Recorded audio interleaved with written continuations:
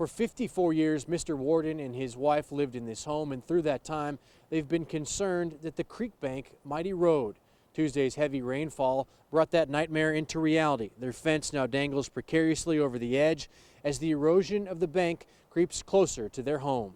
Kenneth Warden just came back from the dentist. This bank just disappeared yesterday with all the rain and the flooding we had. Warden says he's been asking for help from every agency he can think of to call. Flood control, sewer maintenance, DPW, Marion County's Action Hotline. In 2004, DPW laid out plans to build a rock ledge to replace previous bank stabilization that had been removed, and they did build the ledge. It's still doing its job. It's just where they stopped and didn't finish the work. This is what Warden's yard used to look like. Down below, the creek curves. According to DPW's report, this causes the flow of water to accelerate. Warden says the ledge should have been extended along the curve and his property line to prevent erosion. The storm we had yesterday did this damage in one day. What can it do it in 2 or 3 more weeks? A spokesperson for DPW says the work done in 2004 was to protect a sewer utility line and not private property. At that time, the city owned the utility. DPW was approved to do the work and says the maintenance would be the responsibility of the property owner. Warden is concerned the erosion could get worse, and so are his neighbors. And you can see my power line. This power pole sits in Warden's backyard. The concern is more erosion could loosen the bank it sits in or bring down trees on top of the power lines. Whenever we have bad weather, we usually lose our power. Cracks in the ground show what's next to go. And if it continues on, the house starts sliding, it ain't gonna stop. I don't have no $1 million home, but I like to protect what I do have. In many cases like this, where the erosion is on private property, the responsibility for mitigation falls on the homeowner. The Marion County Soil and Water Conservation District is a resource for people to get help, find contractors, and figure out the next steps. Stream bank stabilization can be pricey, though, between $200 and $400 per foot.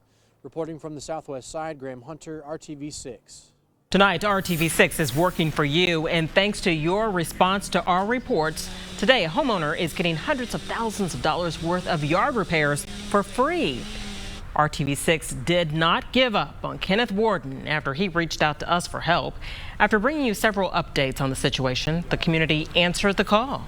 Working for you and only on RTV6, Graham Hunter has the happy ending. A 7-month saga is finally coming to a close here on the southwest side, and I'll tell you, it's a bit poetic that we had some rain today, because back in April it was a big rainstorm that actually washed away a big portion of Kenneth and Judy Warden's backyard, leaving their home teetering on the edge. Now, the community members who got involved in this are helping wash away the pain of the past so the Wardens can move forward happily and, most importantly, safely in their home of more than 50 years. Now, take a look over here at what's going on. They actually brought in almost 150 tons of stone to rebuild the embankment and protect this home from more erosion. Kenneth Warden is well known here in Decatur Township. For decades, a guitar-playing Santa Claus would appear on his rooftop around the holidays. It's a big part of why so many people were inspired by his story and wanted to help out. People like John Schmitz, who helped organize community fundraisers at the Mars Hill Arts Center, which he founded.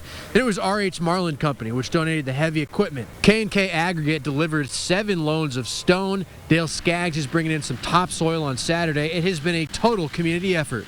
We got people coming in here because they seen this on Channel 6 from Graham Hunter. They're helping us get this situation resolved and get our yard back in a place to turn our dogs loose. The crew's out here hoping to have all this work done by Sunday at the latest. Coming up at 11, we'll have a closer look at how we got here, the agencies that we reached out to try and get the Warden some help, to no avail, and ultimately the efforts of these community members to come out here and get this place cleaned up finally.